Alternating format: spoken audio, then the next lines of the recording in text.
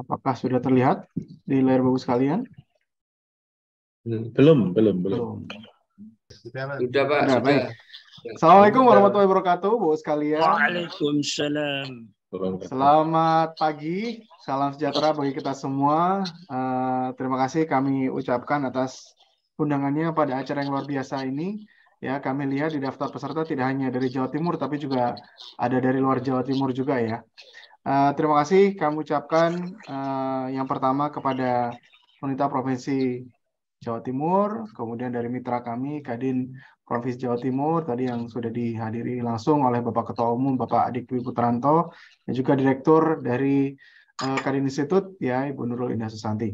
Peranan kami di waktu yang singkat ini untuk menyampaikan sedikit gambaran, begitu ya, Bapak-Ibu sekalian, mengenai apa itu pendidikan dan pelatihan vokasi sistem ganda, khususnya yang terjadi di Jerman. Kemudian apa takeaway-nya gitu ya, apa yang relevan gitu ya untuk penerapan di Indonesia. Baik Bu sekalian, kami berasal dari IHK ya. IHK ini singkatan dari Industri und Handelskammer atau Kamar Dagang dan Industri atau Kadin ya. Kami berasal dari Kadin Trier ya. Trier ini salah satu wilayah yang ada di Jerman. Kalau Bu sekalian bisa melihat ini di layar Bu sekalian, ini adalah peta Jerman. Ya, di sini ya kecil sekali ini adalah IHK Trier. Kalau di Jerman ini strukturnya sedikit berbeda dengan di Indonesia, Bu sekalian ya. Kalau di Indonesia ini kadinnya ada kadin provinsi. Kadin provinsi ini memiliki turunan lagi ada kadin kota kabupaten. Kalau di Jerman ini kadinnya dibagi berdasarkan wilayah, Bu sekalian ya. Jadi bukan berdasarkan provinsi atau negara bagian, tapi berdasarkan wilayah. Seperti contohnya Kadin kami sendiri, IHK Trier ini terdiri dari 4 kabupaten dan 1 kota Trier. Nah, totalnya di Jerman ini ada 79 IHK, Bu sekalian ya, walaupun negara bagiannya itu hanya ada 16, ya, tetapi IHK-nya ini ada 79. Dan kami ini berasal dari program kemitraan pendidikan dan pelatihan vokasi, ya, IHK Trier yang ada di Indonesia, kantor kami ada di Semarang. Jadi mungkin di antara Bu sekalian kalau pernah jalan-jalan ke Semarang ya, ke Tugu Muda, ke Lawang Sewu, kantor kami ada di dekat Lawang Sewu ya, di belakangnya nyebrang sedikit ya. Nah, kadin-kadin di Jerman ini Bu sekalian yang 79 jumlahnya itu memiliki atau membentuk satu organisasi payung ya, namanya DIHK, Deutsche Industrie und Handelskammer ya, atau Kamar Dagang dan Industri Nasional Jerman, di mana ini berkantor di Berlin dan juga di Brussels, Bapak sekalian. Ya, jadi kalau di Jerman ini bottom up, jadi bukan top down. Kalau di Indonesia kan ada Kadin Indonesia, Kadin Provinsi, kemudian ada Kadin Kota Kabupaten. Kalau di Jerman dibalik, ada Kadin-Kadin wilayah. Ini yang membentuk satu organisasi payung namanya DIHK atau Kadin Nasional Jerman. Nah, Kadin Nasional Jerman ini juga punya kurang lebih 130 kantor cabang AHK, ya, Ausland Handelskammer atau Kamar Dagang Luar Negeri yang ada di 130 negara. Nah, kenapa Kadin Jawa Timur melibatkan kami gitu ya di forumnya Sekolah Menengah Kejuruan di Provinsi Jawa Timur? Kenapa bukan dari Kementerian Pendidikan dan Riset Jerman gitu yang diundang? Sebagai informasi Bapak sekalian, kalau di Jerman itu ada satu undang-undang ya, kalau di Indonesia sekarang ada Perpres ya, ada Stranas. Kalau di Jerman ini hanya ada satu undang-undang namanya Undang-Undang Pendidikan dan Pelatihan Vokasi Jerman atau disingkat BBIG. Nah, di BBIG ini Bapak sekalian, di Undang-Undang Pendidikan dan Pelatihan Vokasi Jerman ini di pasal 71 ayat 2 disebutkan siapa sih pihak yang berwenang atau bertanggung jawab untuk pendidikan dan pelatihan vokasi. Dan di undang-undang tersebut Bapak sekalian disebutkan bahwasanya Kadin atau Kamar Dagang dan Industri ini adalah pihak yang berwenang ya untuk pelaksanaan pendidikan dan pelatihan vokasi. Ya, Bapak sekalian. Jadi untuk pendidikan dan pelatihan vokasi di Jerman ini yang bertanggung jawab ya, ini bukan hanya pemerintah saja tetapi juga Kadin. Kenapa Kadin? Karena kalau di Jerman pendidikan dan pelatihan vokasi ini adalah salah satu kunci sukses. Kenapa Jerman itu bisa bersaing di persaingan global gitu ya? Karena melalui pendidikan dan pelatihan vokasi sistem ganda ya Jerman ini betul-betul bisa maju, bisa bersaing, bisa punya daya saing yang sangat tinggi. Dan siapa yang paling tahu perekonomian, siapa yang paling tahu dunia usaha dan industri tentunya adalah Kadin. Karena itulah Bapak sekalian, untuk urusan pendidikan dan pelatihan vokasi, sesuai Undang-Undang Pendidikan dan Pelatihan Vokasi ini yang diberikan tanggung jawab atau diamanatkan oleh undang-undang langsung Kadin, ya organisasinya dunia usaha dan dunia industri. Nah, kalau kita bicara mengenai pendidikan dan pelatihan vokasi, khususnya sistem ganda di Jerman, Bapak sekalian, tentu kita harus melihat dulu ya, sistemnya di Jerman itu seperti apa. Kalau di Jerman, di Perpres itu sudah disebutkan ya, ada pendidikan vokasi, ada pelatihan vokasi. Pendidikan vokasi ini yang terjadi di tingkat menengah maupun di tingkat tinggi. Ya, kalau di Jerman, pada pokoknya kalau kita lihat sistem pendidikan di Jerman itu kurang lebih seperti ini, Bapak sekalian. Ya, jadi kalau di Jerman, ya ini mulai dari taman kanak-kanak kindergarten, ya kindergarten. Kalau di sana taman kanak-kanak, kalau di Indonesia sebutnya sekarang PAUD ya. Ini kemudian masuk ke sekolah dasar. Nah, kalau di Indonesia kan kita tahu, Bapak sekalian ya, ada sekolah dasar, kemudian sekolah menengah pertama, kemudian sekolah menengah atas maupun sekolah menengah kejuruan. Kalau di Jerman ini strukturnya sedikit berbeda, Bapak sekalian. Ya, kalau di Jerman itu sekolah dasarnya cuma 4 tahun. Ya, kalau di Indonesia kan sekolah dasarnya ada 6 tahun. Kemudian dilanjutkan 3 tahun SMP, 3 tahun SMA atau SMK. Kalau di Jerman ini SD-nya cuma 4 tahun saja. Nah, setelah SD 4 tahun ini, Bapak sekalian, anak muda di Jerman atau anak-anak di Jerman ini sudah harus memutuskan. Saya mau sekolah sampai SMP atau saya mau sekolah sampai sekolah menengah atas. Ya, jadi bukan berjenjang seperti kita, artinya setelah SD otomatis SMP, kemudian SMA atau SMK. Kalau di Jerman tidak. Setelah mereka selesai SD, ya mereka harus memilih. Ya, saya nanti kelas 5-nya mau sekolah kelas 5 nanti saya mau sekolah di SMP atau mau sekolah di SMA. Ya, jadi mereka sejak dini, ya, anak-anaknya, orang tuanya itu harus sudah diedukasi gitu ya, bahwasanya mereka harus tahu nanti besarnya mau jadi apa gitu ya. Nah, setelah itu mereka akan memutuskan kalau misalnya mereka masuk sekolah menengah pertama. Ini sekolah menengah pertama di Jerman ini juga masih dibagi lagi, Bu sekalian, ada sekolah menengah pertama yang biasa gitu ya, ada juga yang plus, ada yang integrasi. Intinya adalah sekolah menengah pertama itu sampai dengan kelas 9. Ya, artinya hampir sama seperti di Indonesia. Ya, SMP-nya kan sampai kelas 9. Nah, tetapi ada juga anak-anak yang memutuskan setelah saya selesai SD, saya mau langsung sekolah sampai dengan tingkat sekolah menengah atas. Artinya nanti mereka sekolahnya itu sampai dengan kelas 10 atau biasanya sampai dengan kelas 13. Pada pokoknya kalau SMK di sana, SMA di sana itu biasanya sampai dengan kelas 13, kelas 12, kelas 13. Nah, bagaimana dengan sekolah vokasi sendiri? Nah, kalau di Indonesia kan ada sekolah menengah kejuruan, ada sekolah tinggi vokasi. Ya, kalau di sana sekolah vokasi ini hanya ada satu jenjang saja. Ya, cuma kalau di sana itu tingkatnya seperti tingkat D, Bapak sekalian. Ya, kalau di Indonesia kan ada sekolah menengah kejuruan, ini tingkatnya sekolah menengah ya. Baru kemudian masuk sekolah vokasi. Ya, ada jenjang D1 sampai dengan J3. Kalau di Jerman sendiri, kalau kita bicara mengenai sekolah vokasi, kalau kita bicara mengenai pendidikan dan pelatihan vokasi sistem ganda, kita bicara mengenai jenjang D.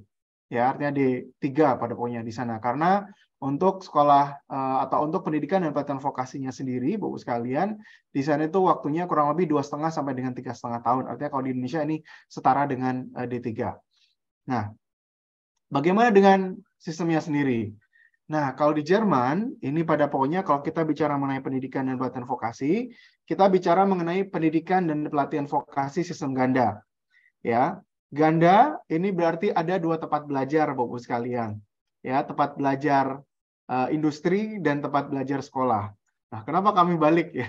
Kalau di Indonesia kan pada pokoknya kalau kita bicara mengenai kejuruan, kalau kita bicara mengenai pendidikan vokasi, pasti tempat belajar utamanya adalah sekolah. Ya, artinya anak lulusan SMP ya itu mereka mendaftarkan diri ke SMK, kemudian nanti SMK-nya akan mencarikan atau membantu mencarikan perusahaan, mencarikan industri ya untuk melaksanakan PKL selama 3 bulan, 6 bulan atau mungkin ada juga yang 2 semester ya 1 tahun. Kalau di Jerman ini dibalik, Bu sekalian.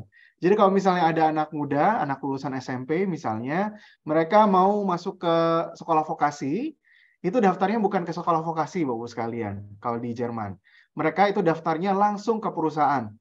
Ya, jadi kalau tadi disampaikan oleh Bu Nurul, ya demand oriented, di Jerman ini amat sangat demand oriented sekali, ya karena yang merekrut ini bukan sekolah tapi perusahaan sendiri. Artinya kalau misalnya ini PT Bambang Jaya ya, tempatnya Pak Junaidi yang nanti juga akan menyampaikan paparan, saya membutuhkan kurang lebih 30 teknisi. Artinya nanti perusahaan Pak Junaidi nanti akan terima mungkin 50 pemagang gitu ya, nanti akan dididik dan juga dilatih di sana. Ya. Nah, artinya saya anak muda, saya kalau misalnya mau jadi teknisi, saya akan daftar ke perusahaan, ya, saya tanda tangan kontrak pendidikan dan pelatihan vokasi, nanti perusahaannya yang akan mencarikan sekolah. Ya, karena itu kalau Bu sekalian melihat di layar Bu sekalian, sebagian besar waktunya ini dihabiskan di industri, di lapangan, ya, dan sebagian kecil ini dihabiskan di sekolah kejuruan atau sekolah vokasi. Walaupun di Jerman ini ada 2 tempat belajar, Bu sekalian, ini sumbernya sama. Karena di Jerman untuk setiap profesi, ya kalau di Indonesia mungkin disebutnya jurusan, kalau di Jerman ini profesi, profesinya kurang lebih ada 324 profesi, ini ada namanya peraturan profesi atau standar profesi. Standar profesi ini, Bu sekalian, digunakan untuk pembelajaran atau pendidikan yang terjadi di sekolah maupun yang terjadi di industri. Ya, ini mungkin sedikit berbeda dengan di Indonesia ya, karena kalau di Indonesia kita di sekolah dulu ya ada BSNP, sekarang sudah berganti nama. Ya, kalau di industri nanti ada BNSP ya, menggunakan SKKNI. Kalau di Jerman tidak, setiap profesi ini sudah punya satu peraturan profesi yang ini berlaku di kedua tempat belajar tersebut, baik tempat belajar industri maupun di tempat belajar sekolah vokasi. Bagaimana dengan pembagian waktunya, Bu sekalian? Ya, kurang lebih kalau di Jerman sekolahnya itu hanya 1 sampai dengan 2 hari per minggunya. Ya. Jadi kalau di Jerman ini mereka pembelajarannya secara paralel ya, pendidikan dan pelatihan vokasinya, artinya Senin Selasa mungkin mereka belajar teori ya di sekolah vokasi, Rabu, Kamis, Jumat mereka belajar langsung di industrinya. Ya. Jadi betul-betul ya 25-75 gitu ya, atau 30-70 ya, artinya mereka di sekolah hanya 1 sampai dengan 2 hari, di industrinya 3 sampai 4 hari. Ya, dan sekali lagi ini tadi berdasarkan kontrak dan juga didampingi langsung oleh yang namanya pelatih tempat kerja, atau kalau misalnya di Indonesia disebutkan ada instruktur atau pembimbing PKL seperti itu ya. Kalau di Jerman ini disebutnya pelatih tempat kerja. Nah, di sekolah sendiri bagaimana? Walaupun di sekolah ini hanya 1 sampai dengan 2 hari saja per minggu, tetapi materi-materi yang diajarkan ini materi pembelajaran umumnya ini hanya 1/3 saja. Ya, artinya 1/3 ini materi umum, dan juga 2/3-nya adalah materi-materi yang sifatnya kejuruan atau sesuai dengan profesinya. Ya, betul sekali disampaikan oleh Bu Nurul tadi. Ini sekarang tanggal 25 ya, tepat 1 bulan yang lalu. Ya, Pak Adik, Bu Nurul bersama kami itu melaksanakan studi tiru ya ke Trier untuk melihat langsung bagaimana sih pembelajaran atau pelaksanaan pendidikan dan pelatihan vokasi sistem ganda, baik di tempat belajar sekolah vokasi maupun di industri. Nah, Bapak sekalian, di industri sendiri, ya bentuk pembelajarannya ini juga berbeda dengan di Indonesia. Kalau di Indonesia ini masih ada mata pelajaran sendiri-sendiri gitu ya. Tapi kalau di Jerman itu mata pelajarannya ini sudah dirangkum, dijadikan satu bagian yang namanya bidang-bidang pembelajaran. Dan bidang pembelajaran ini itu disesuaikan dengan situasi yang nantinya akan terjadi di industri. Misalnya, tadi ya, teknisi misalnya memperbaiki kendaraan roda 2 misalnya, itu nanti apa saja materinya di situ. Jadi tidak mata pelajaran sendiri-sendiri seperti di Indonesia, ya. Tapi itu Jerman. Ya, yang jelas Bu sekalian, kalau kita lihat sekali lagi, Jerman untuk pendidikan dan pelatihan vokasi sistem ganda ini muatan praktiknya ya harus lebih banyak dibandingkan teori yang ada di sekolah. Karena itu Bu sekalian, di Jerman itu sekolahnya hanya 1 sampai dengan 2 hari saja, sedangkan praktik di lapangannya ini 3 sampai 4 hari, ya. Dan ini tadi Bapak sekalian profesi-profesinya di Jerman ada kurang lebih 324 profesi saja ya. Jadi bukan jurusan kalau di sana disebutnya, tapi langsung profesi. Dan di masing-masing profesi ini ada peraturan profesi ya yang sudah dibagi berdasarkan sektor-sektor. Nah, bagaimana dengan pembagian tugasnya di Jerman Bapak sekalian? Nah, kalau di Jerman sendiri Bapak sekalian, BBIG ini tadi Undang-Undang Pendidikan Pelatihan Vokasi ya. Di sana Bapak sekalian ini pada pokoknya seperti meja dengan 4 kaki gitu ya. Pengurusan atau pengaturan dari pendidikan dan pelatihan vokasi ini, bahwasanya dunia pendidikan atau pemerintah dengan dunia usaha dan dunia industri ini betul-betul dilibatkan dalam proses pendidikan dan pelatihan vokasi di sana. Semua punya tanggung jawabnya masing-masing. Semua yang terjadi di industri, ya, yang 70% tadi ini ada di bawah tanggung jawab dari Kadin, Kamar Dagang dan Industri. Jadi Kadin ini memiliki tugas ya untuk mengawasi ya jalannya pendidikan dan pelatihan vokasi ya yang terjadi di industri. Ya. Dan Kadin sendiri, Bapak sekalian, ini betul-betul mengecek perusahaan mana sih yang diperbolehkan untuk menerima pemagang. Ya, persyaratannya apa saja yang harus dipenuhi. Kemudian kalau misalnya perusahaan mau menugaskan pelatih tempat kerja atau instruktur, persyaratan apa yang harus dipenuhi oleh seorang instruktur? Instruktur harus bersertifikat, harus ada ujiannya. Ini yang menguji juga Kadin. Ya, dan di akhir pada saat nanti akan terjadi ujian, ya, kalau di sana nanti bukan uji kompetensi tapi ada uji profesi. Ini uji profesinya juga dilaksanakan oleh Kadin, artinya diselenggarakan oleh Kadin. Sertifikatnya nanti juga logonya adalah logo Kadin. Ijazah sekolah dan juga penilaian dari perusahaan ini dijadikan lampiran. Ya, jadi sangat menarik sekali bahwa sekarang di Jerman bahwasanya ijazah ini adalah lampiran. Ya, karena kalau kita bicara mengenai pendidikan dan pelatihan vokasi, ini yang penting adalah sertifikat kompetensinya atau sertifikat profesinya. Ya, pembelajaran atau ijazah di sekolah ini pada pokoknya di sana dijadikan lampiran. Yang penting adalah sertifikat profesinya. Ya, ini data dan fakta saja, Bu sekalian. Kalau di Jerman ini secara keseluruhan ada 1,3 juta pemagang. Ya, kalau di Indonesia mungkin menyebutnya siswa ya, tapi kalau di Jerman kami menyebutnya pemagang karena mereka pada pokoknya kontraknya dengan perusahaan baru dikirimkan ke sekolah. Kalau di Indonesia sendiri jumlah murid SMK ini kurang lebih ada 5 jutaan. Ya, kalau di Jerman ini totalnya 1,3 juta pemagang saja. Karena ya jumlah penduduk Jerman ini jauh lebih sedikit dibandingkan Indonesia, mungkin hanya sepertiganya saja. Ya, dan juga tadi disampaikan oleh Bu Nurul ya, angka kelahiran di Jerman itu juga semakin sedikit, jadi jumlah anak muda di Jerman ini pada pokoknya juga sangat sedikit.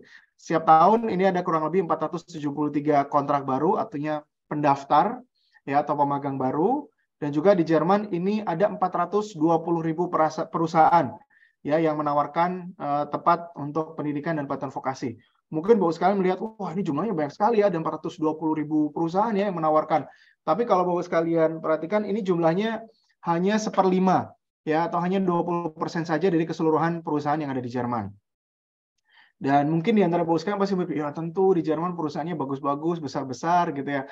Sebagai informasi Bapak sekalian, di Jerman itu 99,3% ya perusahaan yang ada di Jerman itu masuk dalam kategori industri kecil dan juga menengah. Ya, jadi jangan dibayangkan kalau ini perusahaan yang menerima pemagangan atau menerima atau melaksanakan pendidikan dan pelatihan vokasi ini perusahaan-perusahaan besar seperti BMW, Porsche dan lain sebagainya, Bosch ya, tapi perusahaan-perusahaan kecil ya yang karyawannya mungkin cuma 10 atau 20 ya. Ini juga menawarkan pendidikan dan pelatihan vokasi. Di Jerman sendiri jumlah pelatih tempat kerja atau jumlah instrukturnya ini juga sangat banyak ya, 317.000 ya yang menghandle tadi 1,3 juta pemagang. Dan juga perusahaan ini pada pokoknya mengeluarkan investasi yang tidak sedikit ya untuk pelaksanaan pendidikan dan pelatihan vokasi kurang lebih 21.000 euro ya per pemagang per tahun. Dan kalau di Jerman Bu sekalian ini pendidikan dan pelatihan vokasi ini pada pokoknya gratis ya, mereka tidak harus membayar. Ya, mereka sekolahnya juga gratis, ya. Malahan mereka mendapatkan uang saku. Rata-rata uang saku ya di Jerman untuk pemagang ini kurang lebih 987 euro. Ya, kalau kurs sekarang mungkin sekitar 16 juta rupiah ya uang saku pemagangnya di Jerman. Tentu tidak bisa dibandingkan dengan Indonesia ya karena biaya hidup di sana juga mahal. Kalau untuk di IHK Trier sendiri, Bapak sekalian, ini perusahaan penyelenggara pelatihan vokasi yang aktif ini hanya ada 1.300-an. Ya, sekitar 1.300-an perusahaan. Di Jerman ini juga pemagangnya hanya sekitar 4.300-an ya di wilayah IHK Trier ini ya tidak begitu banyak. Dan juga setiap tahun yang ikut ujian akhir ini ada 1.700. Dari 324 profesi tadi, Bapak sekalian, di IHK Trier ini hanya ada 110 profesi saja yang ditawarkan. Ya. Nah, mungkin Bapak sekalian berpikir, wah tentu ini Jerman gitu ya, pasti berbeda sekali ya dengan Indonesia. Tetapi tentu Bapak sekalian kita bisa melihat ada unsur-unsurnya yang di Indonesia ini sudah ada kami lihat ya. Tadi seperti yang disampaikan oleh Bapak Ketua Umum ya Pak Adik, sejak tahun 2016 kami sudah bekerja sama dengan Kadin Jawa Timur dan dari situ kami lihat sebenarnya di Indonesia khususnya di Jawa Timur ini sudah banyak unsur atau sudah ada unsur-unsur pendidikan dan pelatihan vokasi semganda yang diterapkan. Sekali lagi Bu sekalian, kalau kita bicara mengenai pendidikan dan pelatihan vokasi semganda, ini ada dua tempat belajar, ada tempat belajar sekolah menengah kejuruan dan juga tempat belajar sekolah vokasi. Kemudian harus ada perusahaan penyelenggara pelatihan vokasi, tentu. Ya, ganda artinya ada 2 tempat belajar. Tapi ada unsur-unsur yang harus saling diselaraskan. Yang pertama, industri harus ikut serta menentukan kurikulum atau materi pembelajaran yang ada di sekolah. Ya, kalau kita lihat di Indonesia sudah banyak sekali sekolah yang melaksanakan sinkronisasi kurikulum dengan industri. Artinya, apa yang diajarkan di sekolah ini harus sudah sesuai dengan apa yang nantinya akan dibutuhkan oleh industri. Yang kedua, pelaku. Pelaku di sekolah ini sudah ada Bapak Ibu guru, ya di perguruan tinggi di sekolah vokasi sudah ada Bapak Ibu dosen. Di industri bagaimana? Ya, apakah sudah ada instruktur? Apakah sudah ada pembimbing PKL, ada pendamping PKL? Apakah ada pelatih tempat kerja yang kompeten di situ? Ini mungkin yang masih menjadi tanda tanya besar ya di Indonesia. Kemudian bentuk kerjasama, ya ini sudah jelas ya bahwasanya biasanya kalau ada kerjasama pasti ada PKS, ada perjanjian kerjasama, ada MOU. Ini juga pada pokoknya sudah ada. Ya, selain 3 unsur tadi, Bapak sekalian, tentu ada unsur lain yang juga harus diterapkan, misalnya penjaminan mutu secara mandiri dalam segala proses pendidikan dan pelatihan vokasi. Artinya, baik di sekolah maupun di industri, ini harus ada skema penjaminan mutu. Kita tahu kalau di sekolah, ya dari seingat kami dulu, itu pasti selalu ada ulangan harian, ada ulangan tengah semester, ada ulangan semester, dan lain sebagainya. Bagaimana dengan di industri? Ya, apakah di industri ada evaluasi secara berkala? Kami lihat sekarang sudah banyak industri yang dibekali dengan logbook, dengan jurnal. Artinya, siswa-siswi PKL, prakerin yang mengikuti PKL atau prakerin di industri ini juga mereka juga sudah dijamin atau sudah melakukan penjaminan mutu ya pada pokoknya dalam segala proses pendidikan dan pelatihan vokasi. Dan yang terakhir, ini adalah ujian terstandar dan sertifikat yang diakui. Ini pada pokoknya di sekolah ini sudah ada. Ya, kalau misalnya di sekolah dulu masih ada ujian nasional, kemudian dapat ijazah, ini terstandar dan diakui. Bagaimana dengan di industri? Di industri sekarang sudah ada uji kompetensi yang tadi disampaikan oleh Bu Nurul. Ya, ini terstandar, standarnya nasional. Sertifikatnya juga sertifikat nasional ya dari BNSP. Tetapi pertanyaannya, apakah ini diakui? Ya, tentu bilang ya tentu diakui kan dari lembaga yang valid gitu ya BNSP. Tapi mari kita lihat Bu sekalian di lowongan-lowongan pekerjaan yang ditawarkan oleh industri, oleh perusahaan. Jarang sekali ya yang mensyaratkan gitu ya harus punya sertifikat kualifikasi KKNI level berapa. Ya, seringkali yang disebutkan hanya ijazah minimal SMK misalnya atau sederajat. Ya, artinya ujian terstandarnya di industri sudah ada. Sertifikat nasionalnya juga sudah ada, tetapi pengakuannya ini yang masih jadi tanda besar. Tadi jadi tanda tanya besar begitu ya. Nah, sekarang apa langkah konkret Bu sekalian yang kami ya dari program kemitraan pendidikan dan pelatihan vokasi IHK Trier lakukan bersama dengan mitra kami yang ada di Indonesia. Kami punya mitra Kadin Indonesia ya, yang tadi juga sudah disebutkan oleh Bu Nurul. Kemudian kami juga punya mitra Kadin Provinsi Jawa Timur, Kadin Provinsi Jawa Tengah, dan juga Kadin Provinsi Daerah Istimewa Yogyakarta. Pada pokoknya kami membagi, karena tadi disampaikan bahwa sekarang ada 3 unsur utama, ya kami nanti akan menyampaikan 3 model ya yang kami terapkan di Indonesia, yang juga kami tawarkan kepada Bapak sekalian, ya mitra dari Kadin Provinsi Jawa Timur. Yang pertama adalah upgrading kurikulum SMK. Dulu kami sudah pernah melaksanakan upgrading kurikulum dengan beberapa SMK yang ada di Surabaya, ya, di Ponorogo, di Purwosari waktu itu ya, dan juga di Malang, ya, di mana kami waktu itu melaksanakan sinkronisasi kurikulum SMK tidak hanya dengan SKKNI, tapi juga dengan standar internasional dari Jerman, ya, supaya nanti lulusan-lulusannya itu tidak hanya berstandar nasional, tapi juga berstandar internasional. Ya, tadi Pak Goshe juga di pembukaan beliau juga sudah menyebutkan ada skema lampu merah tadi, ya, di mana kami membandingkan ya dari yang diterapkan di sekolah dengan apa yang nantinya dibutuhkan industri itu nanti lampunya merah, kuning atau hijau. Kalau hijau artinya sudah sinkron, kalau kuning ini ya sedikit sinkron tapi masih bisa dikembangkan lagi atau disinkronkan lagi, dan merah ini dibutuhkan industri tapi belum diterapkan di sekolah atau belum diajarkan di sekolah. Ini formatnya sudah ada. Ya, dan kami bisa menawarkan kepada Bapak sekalian. Model yang kedua, ini tadi disampaikan oleh Ibu Nurul ya, pelatihan pelatih tempat kerja di industri. Kami melihat Bapak sekalian salah satu kunci sukses Jerman itu adalah pendidikan dan pelatihan vokasi. Dan karena seperti yang kami sampaikan tadi di awal, sebagian besar ya pendidikan dan pelatihan vokasi ini terjadi di industri, kuncinya adalah guru industrinya. Kuncinya adalah pelatih tempat kerjanya. Karena itu kami juga mengundang Bapak sekalian ya untuk mengikuti pelatihan pelatih tempat kerja internasional ya yang diselenggarakan oleh Kadin Jawa Timur, di mana nanti Bapak sekalian beserta perusahaan mitra ini bisa mengikut sertakan diri dalam pelatihan tersebut. Ya, nanti akan dilatih bagaimana caranya untuk mempersiapkan pelatihan vokasi, merencanakan pelatihan vokasi, melaksanakan pelatihan vokasi, dan menyelesaikan pelatihan vokasi secara mandiri dan terencana. Ini penting sekali, Bapak sekalian, karena proses pemagangan, proses PKL, prakerja di industri, ini merupakan proses yang sangat penting ya bagi siswa-siswi, bagi peserta didik di SMK. Karena di sanalah mereka betul-betul bisa menerapkan. Kami tahu banyak sekolah yang sudah memiliki teaching factory, tapi tentunya teaching factory tidak akan pernah bisa menggantikan real factory yang ada di lapangan. Karena itu, Bapak sekalian, kami sendiri sudah melaksanakan bersama dengan mitra-mitra kami, totalnya lebih dari 70 kali pelatihan, dan juga ada lebih dari 850 lulusan. Dan sedangkan di Jawa Timur sendiri, sudah ada kurang lebih 22 angkatan, dan lulusannya ini kurang lebih 221 orang.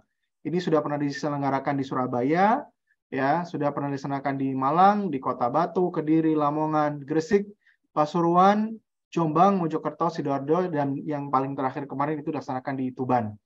Ya, jadi seperti yang disampaikan oleh Pak Gosyo tadi, ini sertifikatnya ganda. Ya, nanti Bapak sekalian akan mendapatkan sertifikat dari BNSP dan juga akan mendapatkan sertifikat internasional dari Jerman. Dan model yang ketiga, Bapak sekalian, ini adalah model komunikasi atau kerjasama ya antara SMK dengan industri. Ya, kami waktu itu sudah pernah menjalin kemitraan, ya, mendampingi kemitraan yang ada di Jawa Timur, ya SMK-SMK yang di Jawa Timur, tapi ini cukup lama sekali. Ya, ini waktu itu didampingi dan moderasi oleh BKSP Jawa Timur waktu itu, ya kemudian dilanjutkan oleh Kadin Provinsi Jawa Timur. Ya, artinya ini komunikasi antara SMK dengan industri. Ya, di sini bagaimana sih workshopnya, bagaimana nanti format perjanjian kerjasamanya seperti apa, nanti koordinasi sinkronisasinya seperti apa. Ya, dan ini juga Bapak sekalian, ini selain tadi kerjasamanya juga ada kerjasama moderasi ya diskusi kemitraan antara kalau tadi SMK dengan industri, juga ada diskusi kemitraan antara usaha industri dengan sekolah vokasi. Ya, pada pokoknya itu tadi Bapak sekalian 3 model yang kami bisa tawarkan kepada Bapak sekalian yang sesuai dengan unsur-unsur dasar dari pendidikan dan pelatihan vokasi sistem ganda. Artinya unsur yang Bapak sekalian lihat di layar Bapak sekalian saat ini adalah unsur sistem ganda per se. Artinya mau sistem ganda di Jerman, di Austria, di Swiss, di Malaysia, di Amerika, ya ini pada pokoknya menerapkan unsur-unsur ini. Dan kami sekali lagi seperti yang kami sampaikan tadi, kami melihat di Jawa Timur khususnya ini unsur-unsur ini sudah ada, tinggal bagaimana dikembangkan lagi, ya. Seperti itu mungkin Bapak sekalian yang bisa kami sampaikan. Semoga sedikit yang kami sampaikan tadi bisa memberikan manfaat untuk Bapak sekalian.